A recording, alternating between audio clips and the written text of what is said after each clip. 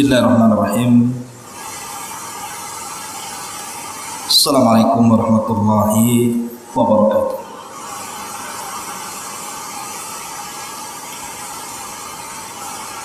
Alhamdulillah wassalatu wassalamu ala Rasulillah wa ala alihi wa sahbihi wa mawalah wa la hawla wa la quwata illa billahi wa ba'd. Alhamdulillah, di pagi menjelang siang ini bisa duduk untuk bertalabul ilmi dan kita masih meneruskan kajian kita membahas kitab Minhajul Muslim, dan kita sudah masuk ke materi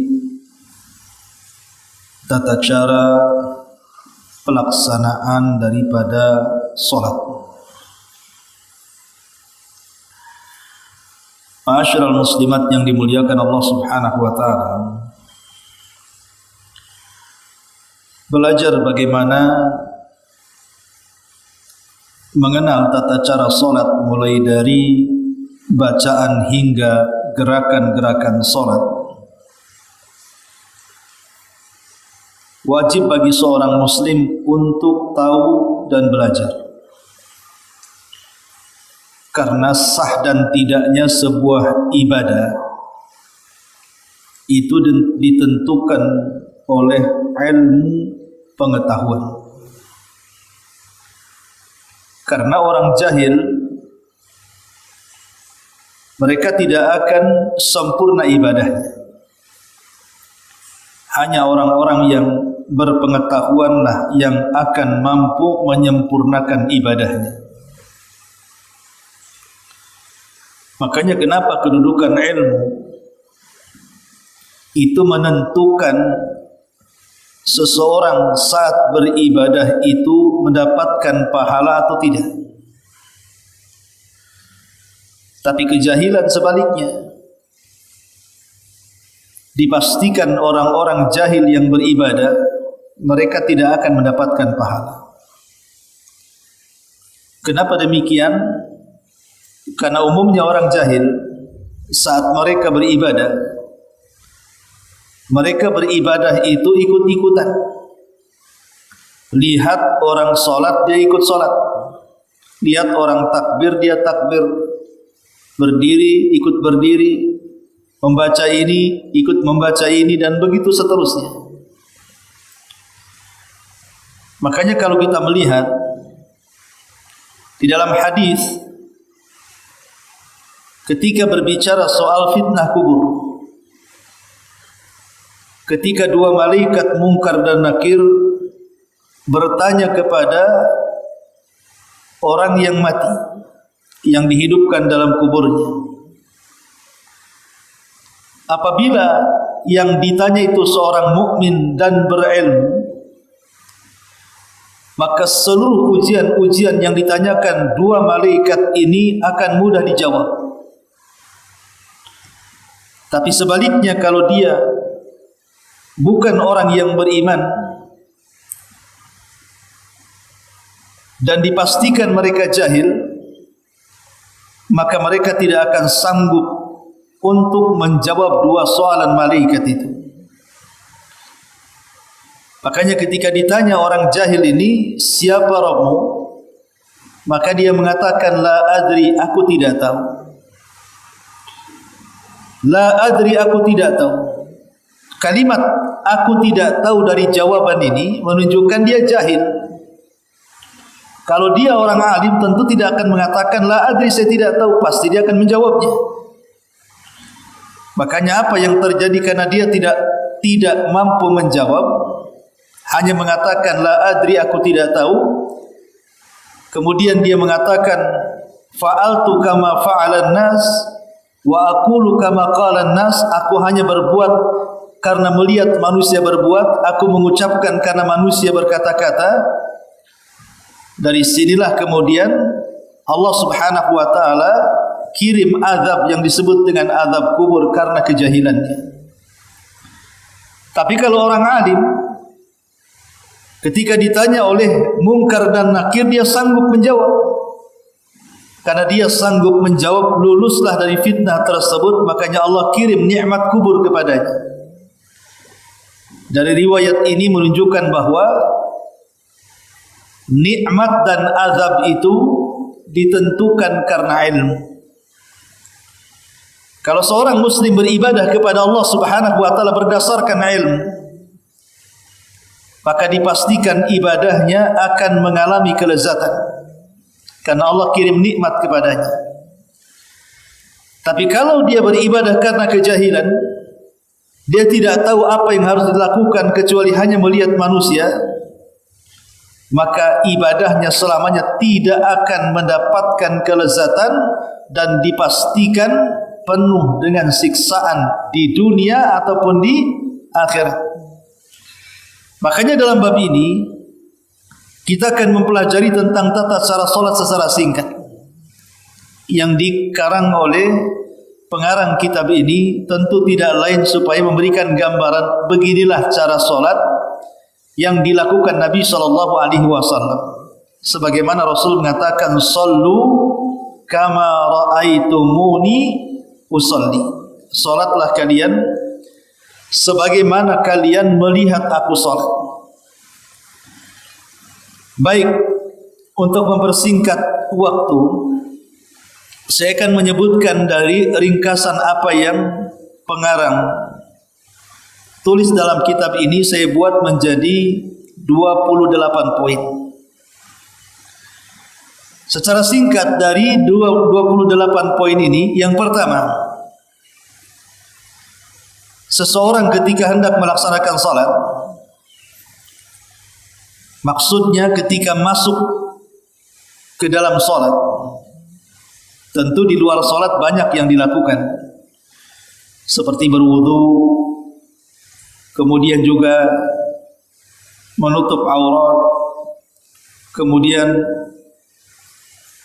memperhatikan pakaian dan tempat yang akan dilakukan salat dan macam-macam. Tetapi ketika seseorang sudah masuk ke dalam salat, maka yang pertama adalah an yastaqbilal qiblata bi jami'i badanihi biduni inhirafin wala iltifat.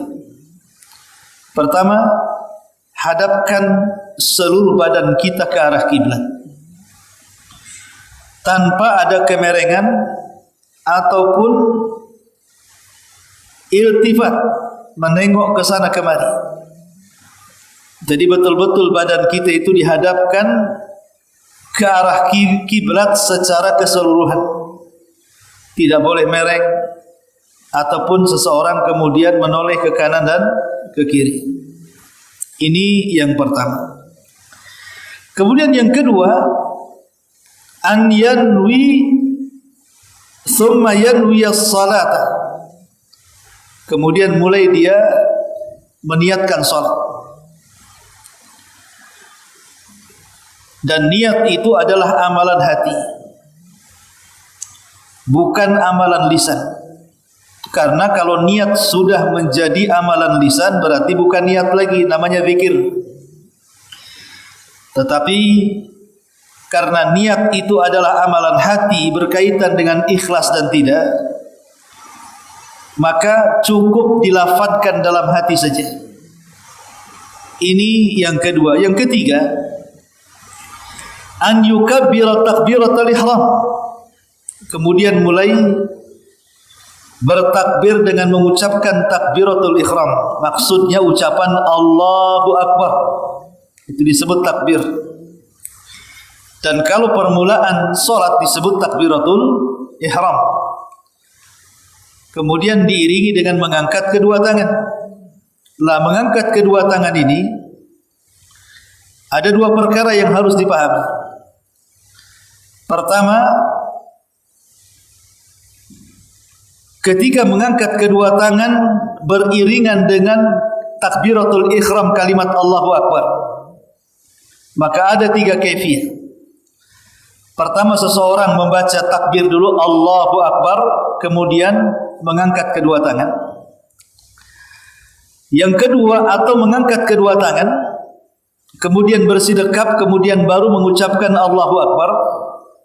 Kemudian yang ketiga, beriringan saat mengucapkan Allahu Akbar di waktu yang sama mengangkat kedua tangan. Ini yang pertama. Yang kedua, yang berkaitan dengan masalah takbiratul ihram, mengangkat tangan, adalah posisi sampai di mana tangan itu diangkat. Maka ada dua cara. Pertama, sejajar dengan kedua bahu, dan yang kedua sejajar dengan kedua daun telinga. Maka dua-duanya dibolehkan. Ini yang ketiga. Kemudian yang keempat, thumma yadha'a kaffa yadihi al-yumna 'ala dhahri kaffihi yadihi al-yusra fawqa sadrihi. Kemudian meletakkan tangan kanan dengan menindih tangan kiri, kemudian diletakkan di dada. Meletakkan kedua tangan saat bersedekap di dada itu ada dua kaifiyah. Boleh diletakkan antara pusar dan dada, artinya diletakkan di tengah-tengahnya. Boleh juga diletakkan di dadanya. Adapun hadis yang meletakkan di bawah pusar, maka seluruhnya dianggap lemah. Jadi bisa diletakkan di bawah dada di atas pusar, atau diletakkan di atas dadanya. Kemudian yang kelima, kemudian dia mulai membaca doa iftitah. Tentu doa iftitah itu kan macam-macam, Bu. Tetapi lafaz terbaik dalam doa iftitah adalah Allahumma ba'id baini wa baina khataayaya kama ba'adta bainal masyriqi wal maghrib. Allahumma nakkini min khataayaya kama yunakka thawbul abyad min ad-danas. Allahumma ighsilni min khataayaya bil ma'i was salji wal barad. Ini lafaz terbaik dari seluruh lafaz-lafaz iftitah. Tetapi bukan berarti membaca doa-doa iftitah yang lainnya tidak dibolehkan, boleh. Apalagi kalau seandainya ibu bisa hafal semuanya. Semua lafaz-lafaz iftitah yang diajarkan Nabi ibu hafal. Kemudian ibu membaca iftitah berlainan. Mungkin hari ini yang dibaca, besok itu yang dibaca, lusa ini lagi yang dibaca. Maka kalau seandainya kita sanggup menghafal semua lafaz-lafaz iftitah, kemudian kita mulai membaca di beberapa salat, maka ini lebih mencocoki sunnah Nabi SAW.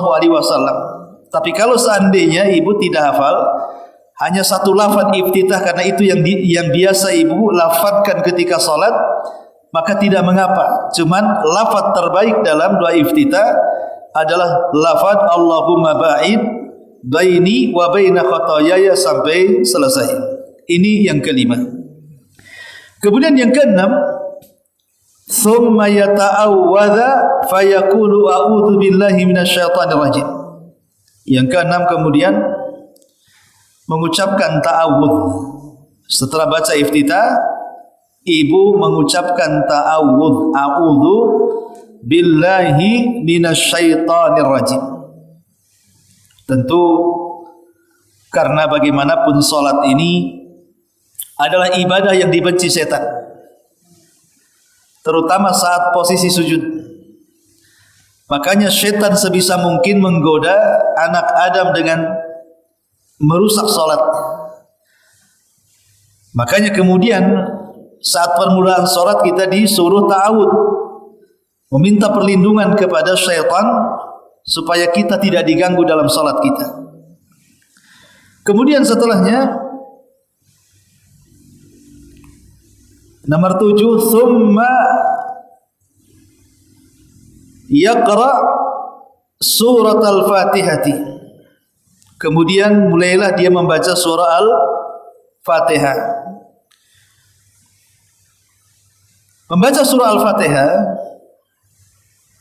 tetap diawali dengan basmalah. Baik yang bacaan Fatihahnya dikeraskan ataupun bacaan Fatihahnya disirkan. Artinya baik dilakukan di salat yang lakukan di malam hari, maghrib, isya atau subuh, atau yang dilakukan di siang hari, zuhur ataupun asar, tetap membaca basmalah. Dan kalau seandainya posisinya menjadi imam,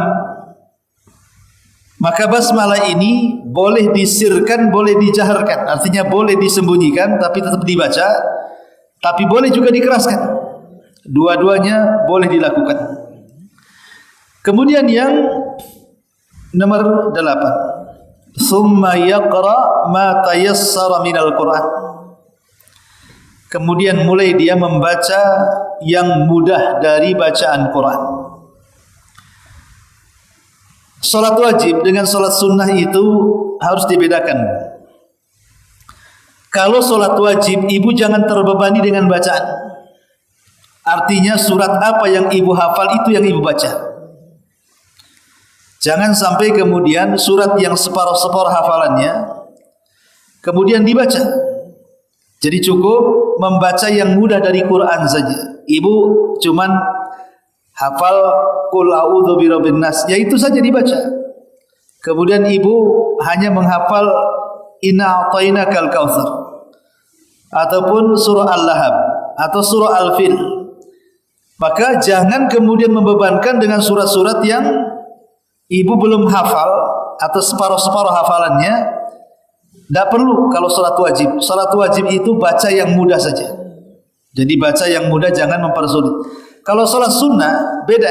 Seperti ibu tahajud, ingin berlama-lama dalam tahajudnya. Masalahnya mungkin bacaannya ataupun hafalannya kurang.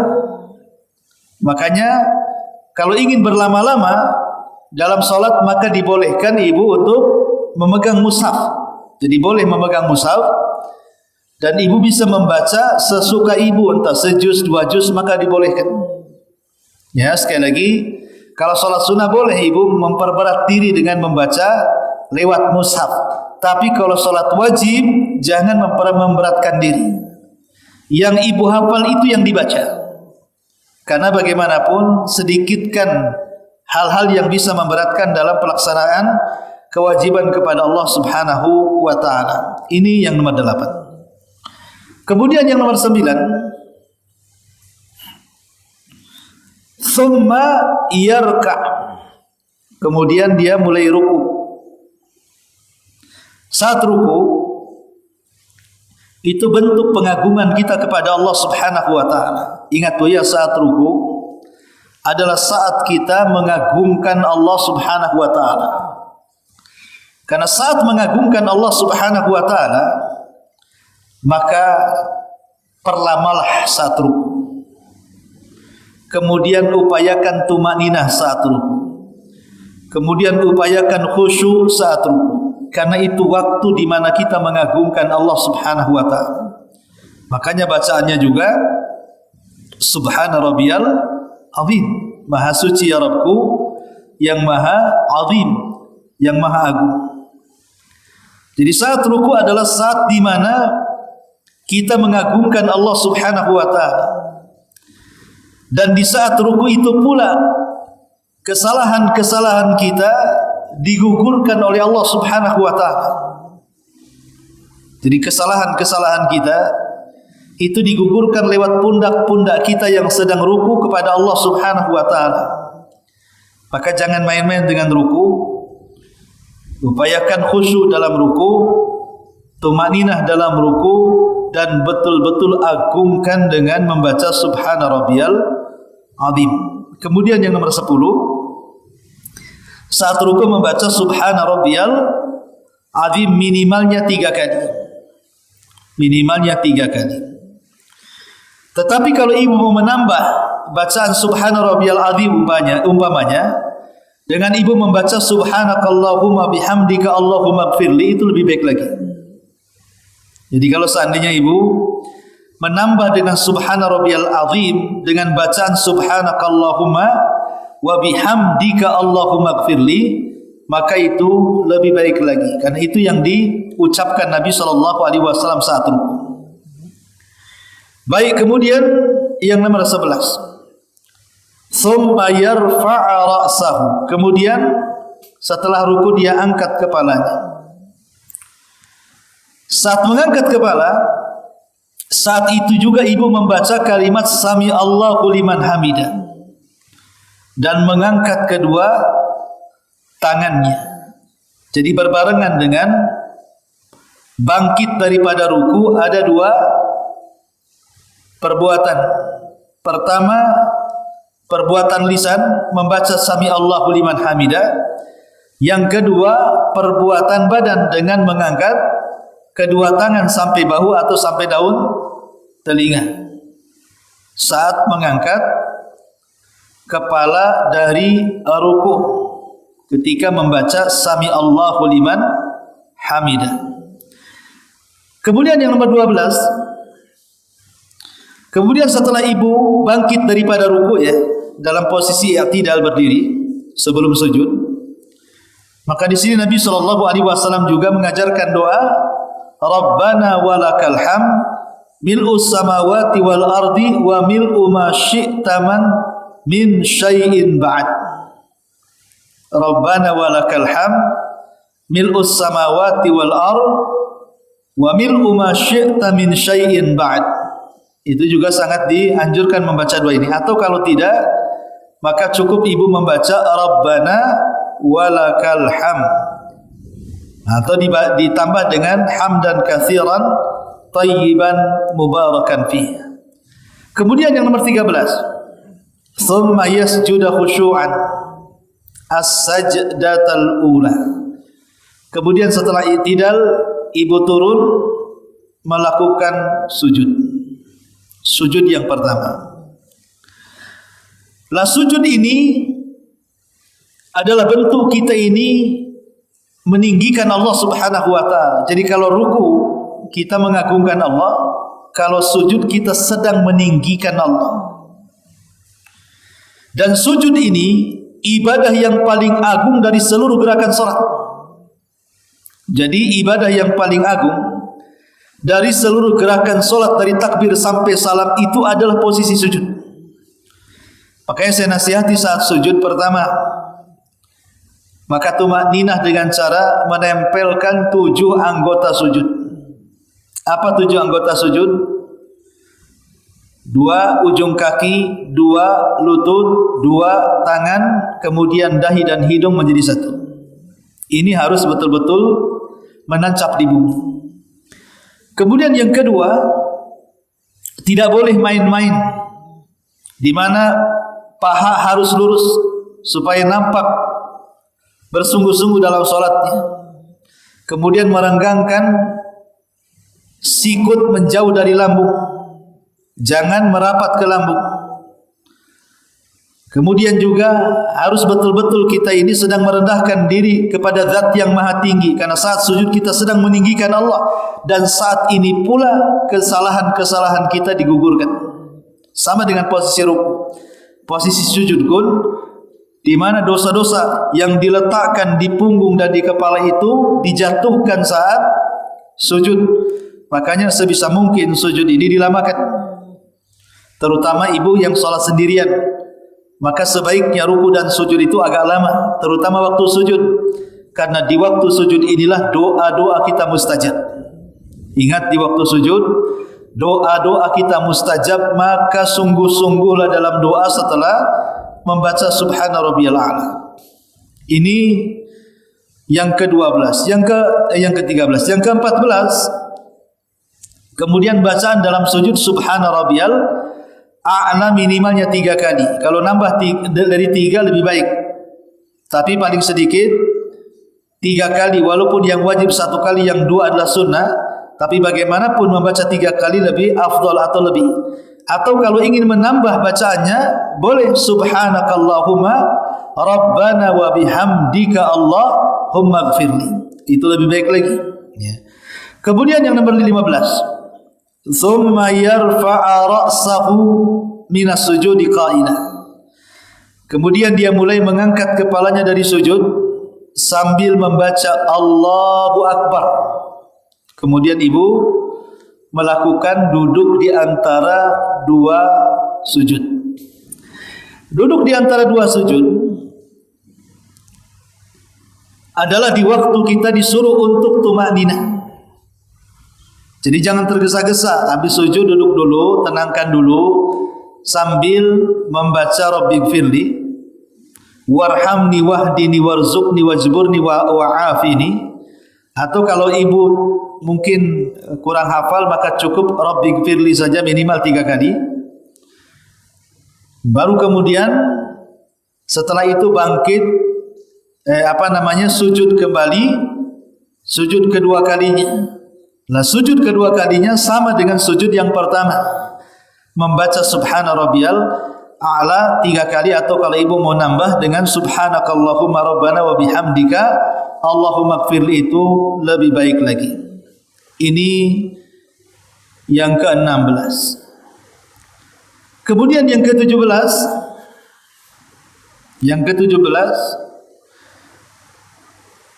setelah itu kemudian kembali sujud yang kedua. Kemudian yang ke-18 membaca takbir untuk bangkit ke rakaat kedua.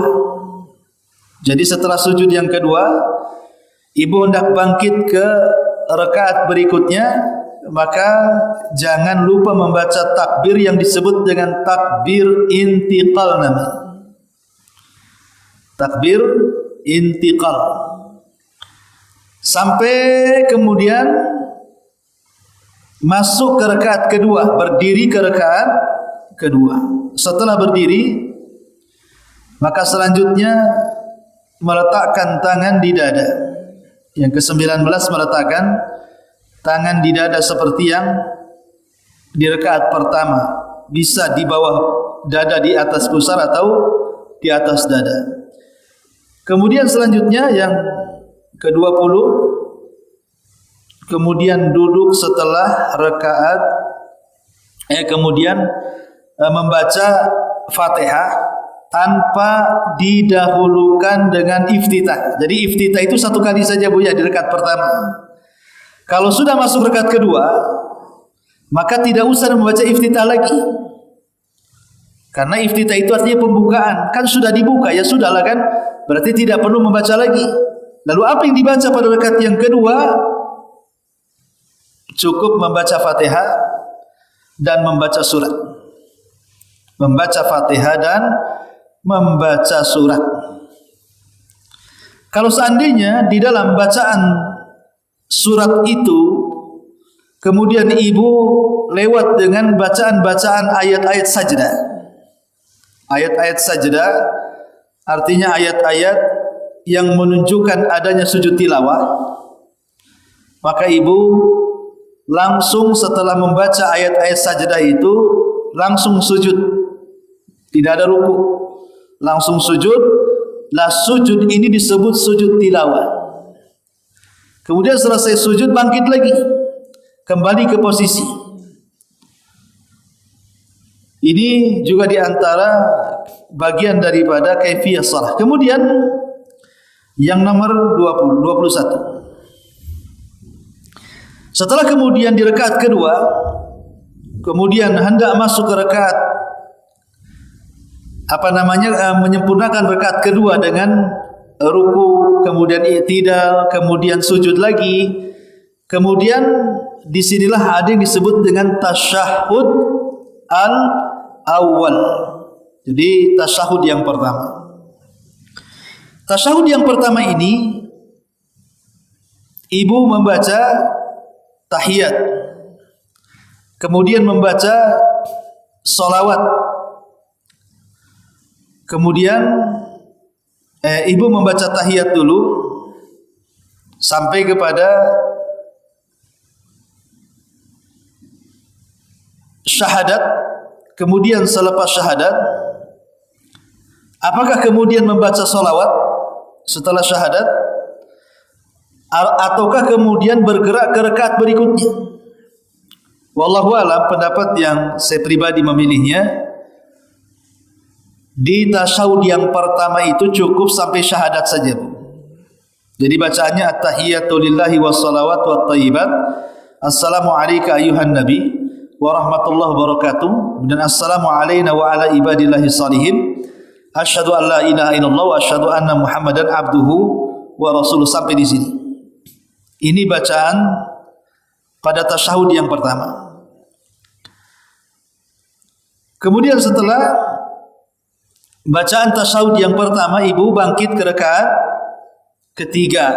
Berarti kalau salat maghrib itu rakaat terakhir. Tapi kalau salat yang 4 rakaat berarti masih menunggu 2 rakaat lagi untuk menyempurnakan salatnya. Apabila selesai menyempurnakan salat rakaat terakhir, baik yang 2 rakaat, 3 rakaat atau 4 rakaat, subuh, maghrib atau zuhur, isya dan asar yang 4 rakaat, maka masuk kemudian ke rakaat terakhir, ruku, i'tidal, kemudian sujud, duduk di antara 2 sujud, sujud lagi, kemudian tasyahud akhir. Lah dalam tasyahud akhir tentu bacaannya harus disempurnakan, berbeda dengan tasyahud yang pertama, di mana pada tasyahud yang terakhir itu bacaannya adalah at-tahiyatu lillahi wassalawatu wattayyibat, assalamu alayka ayyuhan nabi wa rahmatullahi wa barakatuh, assalamu alayna wa ala ibadillahi salihin, asyhadu an la ilaha illallah wa anna muhammadan abduhu wa rasuluh.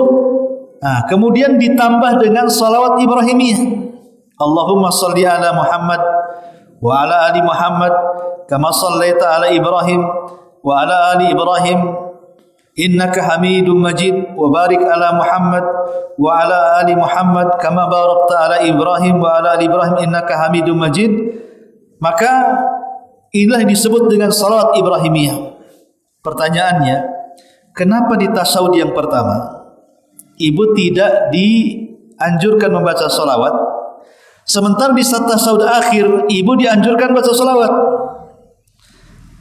Maka jawabannya, karena di tasyahud terakhir itu ada doa. Jadi tasyahud terakhir itu ada doa, Bu. Kalau di tasyahud pertama tidak ada doa, tapi di tasyahud terakhir itu ada doa.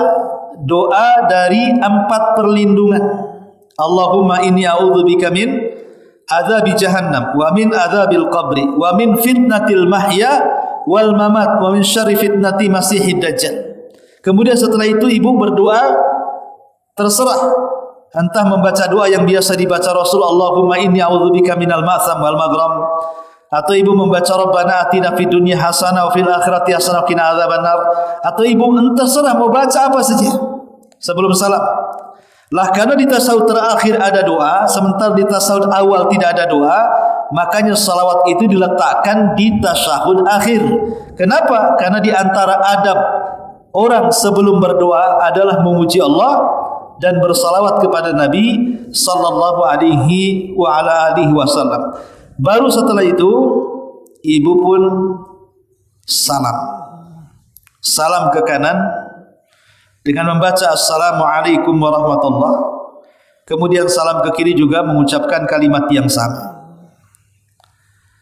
Ma'asyiral muslimat yang dimuliakan Allah Subhanahu wa taala, baru tentunya setelah salam, di situ sangat dianjurkan seseorang tidak langsung berdiri pergi, tapi di situ ada zikir dan juga wirid-wirid yang diajarkan Nabi sallallahu alaihi wasallam kepada kita. Mulai daripada membaca istighfar 3 kali, kemudian setelah itu membaca ayat-ayat dalam Quran seperti surat Qul a'udzu birabbil nas, Falaq, Ikhlas, ayat kursi, kemudian bertasbih 33, takbir 33, tahmid 33, genapkan 100 dengan la ilaha illallah wahdahu la syarikalah. Dan boleh seseorang itu selesai melaksanakan zikir atau wirid, baru kemudian melaksanakan solat yang disebut dengan ba'diyah, kalau memang di situ ada sunnah ba'diyah. Inilah di antara ringkasan poin-poin tentang kaifiyah solat Nabi sallallahu alaihi wasallam. Nah, ini semua saya ringkas dari materi ini supaya mempermudah, makanya saya membuat poin-poin supaya enak dicatat. Baik, sampai di sini Bu. Inilah di antara tata cara secara singkat yang disebutkan oleh pengarang. Sebelum saya tutup, silakan kalau ada yang mau bertanya.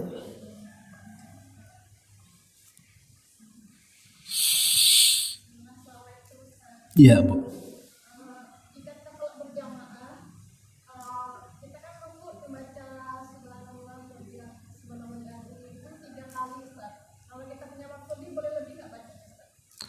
Boleh. Bacaan ruku atau sujud itu yang wajib 1 kali. Jadi kalau tergesa-gesa sholatnya, baca 1 kali sudah cukup. Tapi kalau masih ada waktu, maka minimalnya 3 kali. Yang 1 wajib, yang 2 sunnah. Tapi kalau masih ada waktu, boleh dibaca sebanyak mungkin. Sebanyak mungkin. Umpamanya ibu sholat di belakang imam, imamnya tumaninah, rukunya lama gitu kan. Jadi ibu bisa lebih dari 3 kali membaca Subhana Rabbiyal Azim, atau saat sujud ibu bisa lebih membaca Subhana Rabbiyal A'la lebih daripada 3 kali, itu lebih baik. Lebih banyak, berarti lebih banyak melaksanakan sunnah. Tapi yang wajib dibaca 1 kali, lebihnya itu adalah sunnah. Wallahu a'lam.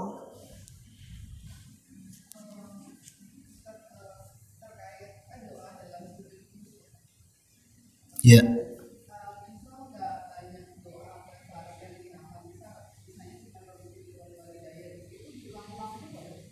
Boleh, tidak ada masalah.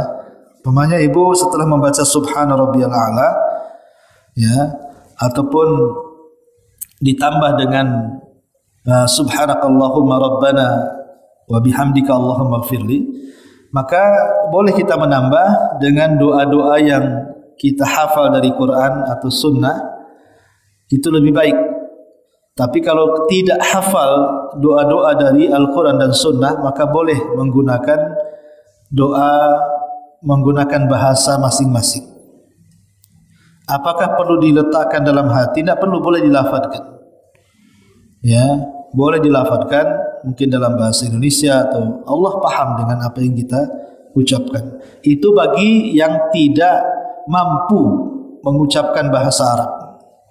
Tapi kalau dia seorang pelajar, belajar bahasa Arab, dan dia banyak hafal doa-doa dari Al-Quran Sunnah, sebaiknya doa-doa warid yang dibaca. Wallahu a'lam. Waalaikumsalam. Ada, yaitu bagian juga nggak saya sebutkan tadi. Itu namanya duduk istirahat setelah sujud yang kedua ketika hendak bangkit ke rakaat berikutnya.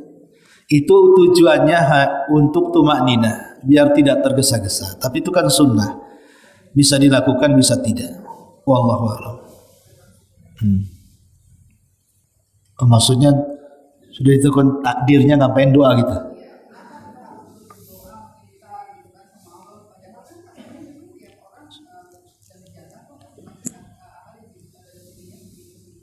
Iya.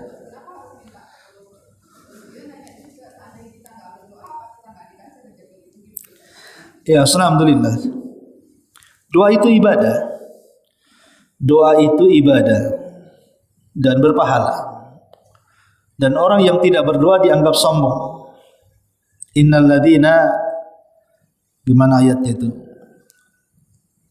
Gimana? Pokoknya intinya bahwa Allah Subhanahu wa taala mengatakan orang-orang yang tidak mau berdoa kepada Allah itu dianggap sombong. Kenapa sombong? Karena merasa mampu. Tanpa keterlibatan Allah dia merasa mampu. Dan itulah hakikat orang sombong. Kita ini makhluk lemah. Dalam kondisi apapun sangat berhajat dengan Allah. Kalau dia tidak berdoa, artinya tidak perlu dengan Allah. Berarti dia sombong.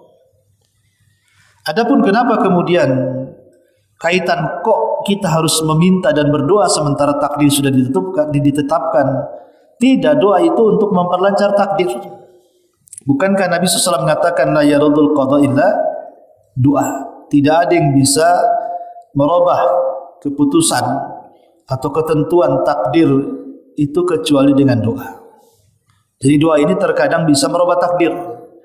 Tapi yang dimaksud takdir di sini adalah di catatan para malaikat bisa berubah.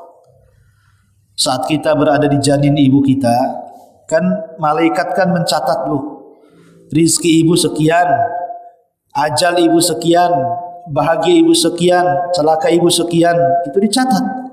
Lah yang di tangan para malaikat ketika mencatat itu takdir-takdir kita itu bisa berubah. dengan cara apa? Dengan cara doa. Jadi doa itu bisa merubah takdir. Makanya kenapa kemudian kita juga tidak boleh meninggalkan doa. Justru dengan doa itu menambah rizki. Ya, wallahu a'lam. Iya, kalau lagi sujud lihat posisinya. Ibu sholat jamaah atau sholat sendirian? Kalau sholat sendirian ya sesuka ibu. Bahkan Sufyan Ats-Tsauri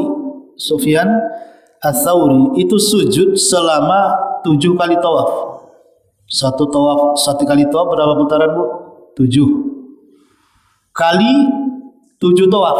Berapa putaran tuh? Itu Sufyan Ats-Tsauri sekali sujud. Seperti 7 tawaf. 7 kali tawaf. Sementara satu tawaf itu 7 putaran. Saking lamanya. Maka tidak ada masalah kalau kita mampu sujud selama itu dan berdoa sekhusyuk. Ya, tapi kadang-kadang kita tidak mungkin lama. Kalau lama itu tidur itu biasanya. Ya, maksudnya sesuai dengan kemampuan kita. Silakan, makin lama sujud makin baik. Tapi digunakan untuk berdoa, bukan digunakan untuk yang lainnya. Wallahu a'lam. Oke, baik sampai di sini. Mudah-mudahan ada manfaatnya. Subhanakallah bihamdika, asyhadu an la ilaha illa anta, astaghfiruka wa atubu ilaik. Allahu ta'ala alam. Assalamualaikum warahmatullahi wabarakatuh.